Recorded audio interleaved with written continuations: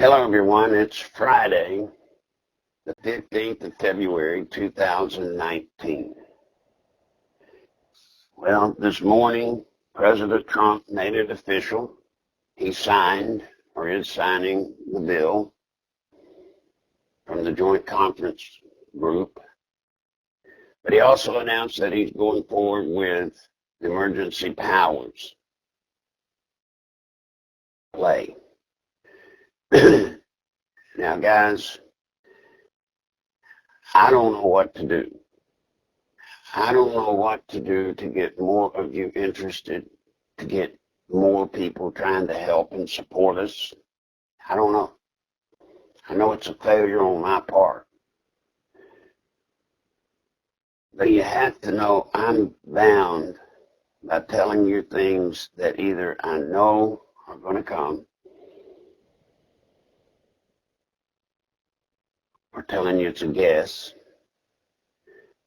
The bottom line, I'm bound to the truth. The truth sometimes, day to day, is not entertaining. It's not all spooky stuff. It's not all stuff that you can run to all your buddies on the internet and tell them the latest thing you've heard. It's not that. Real life's not that way. But I will, for as long as I can, endeavor to stay the course and try to help you, or at least help those that want me to try and help. Let's deal with the situation with the bill. Should he sign it or should he not have? Guys, if he didn't sign that bill, we have nothing. We have nothing. It would have to be totally resting on emergency powers. And if it rests solely on emergency powers, as I have heard, there's a 15-day recall of that presidential emergency powers order. Now, what does that mean? That means that Congress has 15 days to rescind this emergency powers order. Now, it's never been done before. Never. Now, there is a fuse on regular executive orders by president, 30 days. But I've never heard of one on an emergency powers movement. But in most emergency powers situations, you don't have the dynamics you have of Trump against the world. So here's what will happen. It will go before Congress. They will have a vote, simple majority vote, to veto his emergency powers order. You can expect, you can know that it will pass in the House. Then it will go to the Senate. Now in the Senate, we supposedly, the Republicans or conservatives, the joke, have 53 of 100. So therefore, if all Republicans in the Senate voted to stop this reversal, it would be stopped. But here's the problem in the Senate. Already, Rubio, Rand Paul, McCloskey, and Collins, 4, have expressed that they're very dissatisfied with him using the emergency powers rule. If we lose 4, then guess what? It passes in the Senate. And the emergency powers is dead. Do you hear me? Emergency powers is dead. Now this is Congress trying to stop it. When it goes to court, let's be honest about that. Trump was honest in his press conference. It will lose twice. It will be taken to the 9th court. It will be refused. He'll lose. Then it will go to the Ninth Circuit Court appellate process. He will lose there. Then it will be sent to the Supreme Court. The Supreme Court heretofore has most of the time supported President Trump's decision because his have been accurate according to law. I worry this time.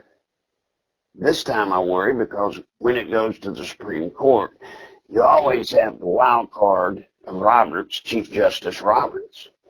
You do know he has stabbed us in the back before, most specifically the Obamacare, when he literally rewrote the law to make it pass.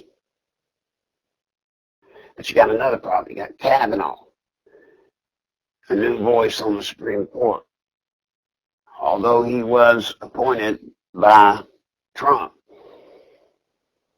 we don't have a record on him. We don't have a record of where he'll go and where he'll stand. But still in all, I believe when it gets to the Supreme Court, it will be upheld. And some of you are saying, well, but that'll take forever. No, it won't. No, it won't. It'll fairly well be fast-tracked through all of this. But that's why you understand Trump needed to sign this bill. He needed to. As I told you, if he did not sign this bill, we've got nothing. We have nothing but his emergency powers order. Government would be shut down.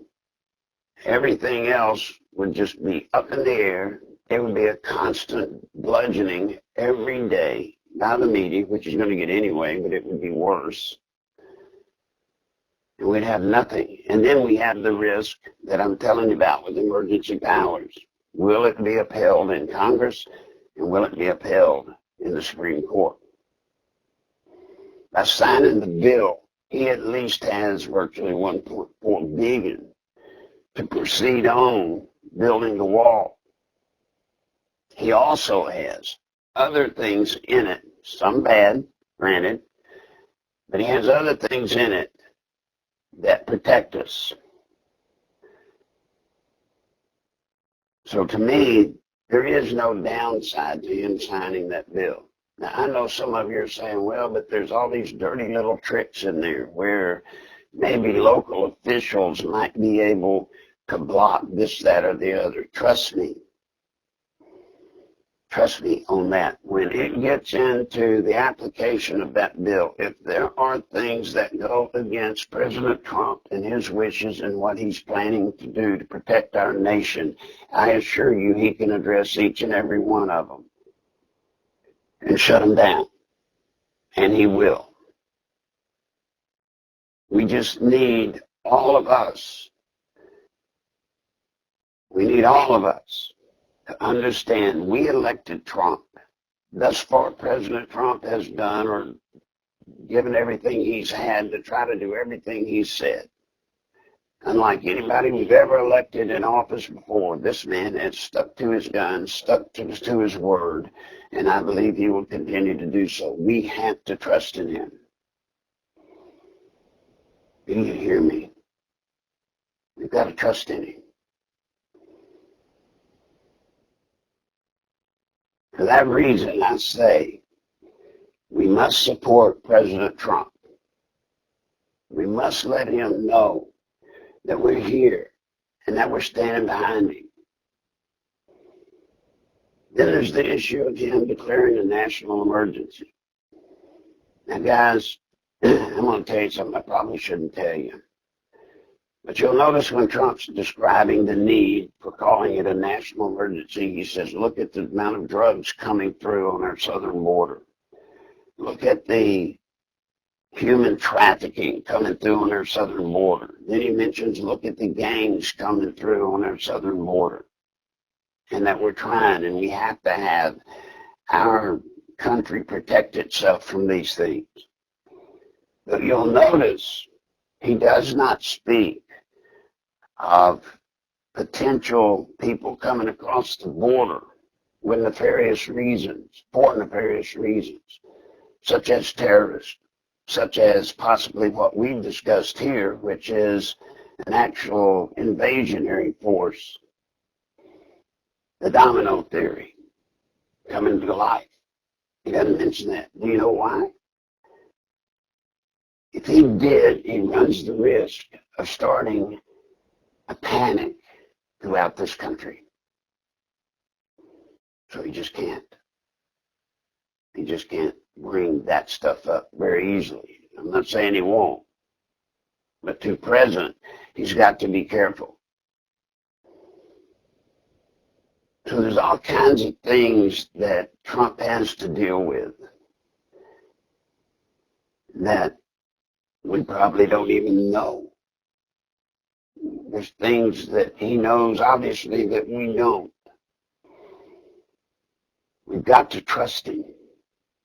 Trust him. And I always say, don't trust a man by what he says. Trust a man by what he does. And what this man has done over and over again is live up to his promises, live up to his commitments. You got to give him that chance. But I don't want to hear any talk about that bill. I don't want to hear any talk of Trump, quote unquote, betraying us by signing that bill. That is not true. Anybody saying that is just wrong, wrong-minded.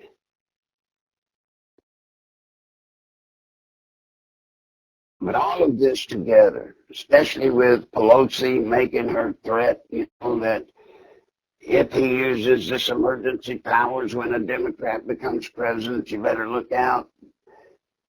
The new Democratic president might declare an emergency powers thing over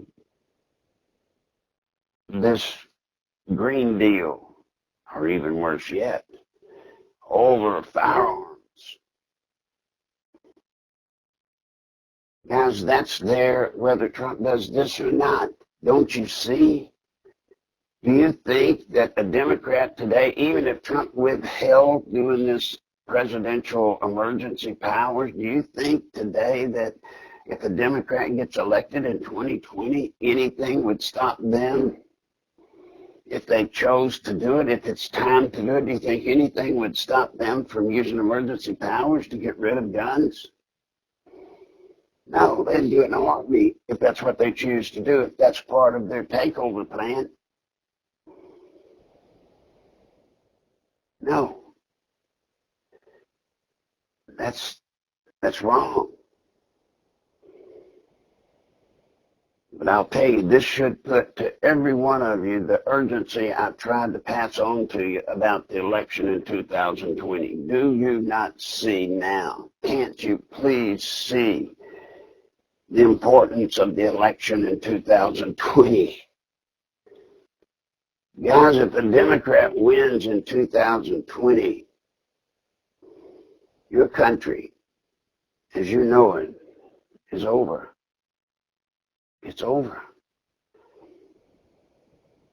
And we will be bound to a course of socialism. And all of these dirty tricks that the Democrats are playing or will play, they are all steps in the acquisition of our country to convert us from our present form of government to socialism. And you need to remember also the fact that our government is basically stalemated right now. The fact that if Trump uses emergency powers, then Congress is set ready to try and block it, so that doesn't get done. And then if the Democrats try this, it's all bottled up. Nothing's getting done. Nothing is getting done. Do you not see the risk of that? To those people that want to transform our form of government, they're going to say that our form of government doesn't work. It just doesn't work anymore. We just can't get anything done. The battle between the Democrats and the Republicans has become so polarized. It's become such a hard-fought battle to where nobody gives, nothing gets done. So therefore, as far as having an effective form of government, it does not exist, so they will claim. And there are huge numbers of people out there, ladies and gentlemen, huge numbers that will buy that. They'll buy into it. And then you've got huge numbers out there that will tell you people just shouldn't be a socialist country as a representative republic form of government if they can get more out of it. You see, all the people arguing, and I'm not talking about the planners, the people trying to take over this country. I'm talking about the average everyday citizen that will go along with socialism. The truth behind that person is what's in it for them. It's not about the country. It's not about what's best for the country. It's what they think they'll get if we become a socialist country. They won't have to work as hard. Maybe they don't even have to work at all. And everybody will get money. It will just, everybody will have money. They'll have no debt. Everything will just be wonderful. That's the lies that everybody uses when they're trying to convince countries to become socialist. That's a story that's as old as socialism itself. Telling lies. Getting people to believe that which is not going to happen. Will not happen, cannot happen. What I need is an army. What President Trump needs is for us to be an army of workers, an army of people that understand what's going on. That's why I try to tell you these oftentimes boring details, but I'm trying to educate you. I'm trying to keep you truly informed, not off buying some hoax that makes you feel better. And again, I've got to say this. There are an awful lot of people, an awful lot, good Christians all, but they're wrong in their belief that we don't have to do anything, that God's in charge, He will handle it. I do not disagree with God being in charge. I do not. But I also know He expects us to work. He expects us to fight, not to just sit back and let Him do it. Now, guys, with the truth coming out now about the Democrats, about abortion. Abortion is nothing anymore now. They can't even call it anything. With the legal excuse to murder babies. Down to and including murdering them after they have been born, after they have come out of the womb. This new Green Deal. This gives it up.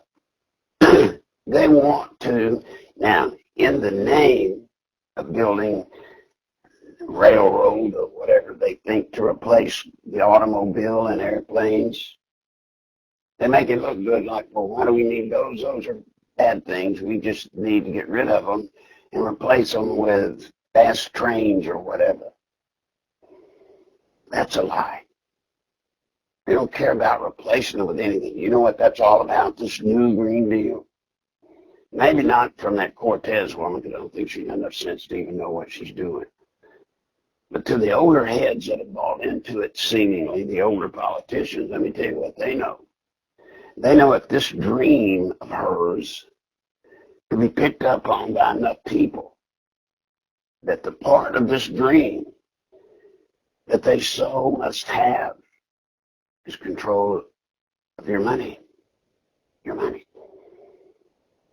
You see, long before there could ever be the development of some kind of imaginary train system to replace cars and planes, money had to be spent, you see. So they're going to come in and tax and tax and take our wealth. There's a word in Washington that nobody wants to hear. It's called empowerment. When you hear people in Washington, very seldom, I might add, that refer to empowerment, empowerment means you are empowered and you're able to take care of your own life. You're able to make your own plans. You're able to live your life without the help and aid of the government, and they cannot stand that. They need us all subservient to the government, all of us. So don't go trying to get them to back us in the name of empowering the people. They don't want the people empowered. And this new Green Deal is a vehicle to accomplish that. Take our money away. I could go on and on, but I'm not going to. You're needing to get on to something else. But I want you to learn the lesson today. The lesson today is if you ever needed more proof that the election in 2020 is literally the election of elections, it's the one that will determine where we go in the future, or even if we go in the future. And I call on every one of you. I don't know what I'm doing wrong. No one helps financially. You've got to. I need you to. You don't have to, but I need you to. Can't you please help me so that I can do what I do to try to help us all? There's so much you can do with being broke and nothing. But there are also things that we can't do, being broke with nothing. And those are the things that we need to be doing right now. We've got to get the word out to more people, more numbers. But I can't do it because we don't even have enough money to support what we're doing now. So I'm going to beg you. I want to beg you. Will you please help today? When you hear this, go to PayPal. Nichols at AOL.com. Nichols at AOL.com. I'm begging you to do it. You know, I need to know you care. I need to know that you're there. Now, if you don't have PayPal, go to nicholslive.com. There you'll see other ways to help. But are you there? Isn't it worth something to be able to be in a position to try and stop this movement of socialism that's sweeping our country? Isn't it worth something to you to be able to be in a position to help try to solve people coming into this country by tens of thousands a month, and knowing 10% thereabouts of that group are here to hurt us? Please, please, if you'll help me, I will make you this promise. We will never succumb to socialism. Never. Never socialism. Not in my lifetime, not in your lifetime, but if we do it right in 2020, never in our children or grandchildren's lifetime either. Help me today, this Friday. Help me with that. Good day.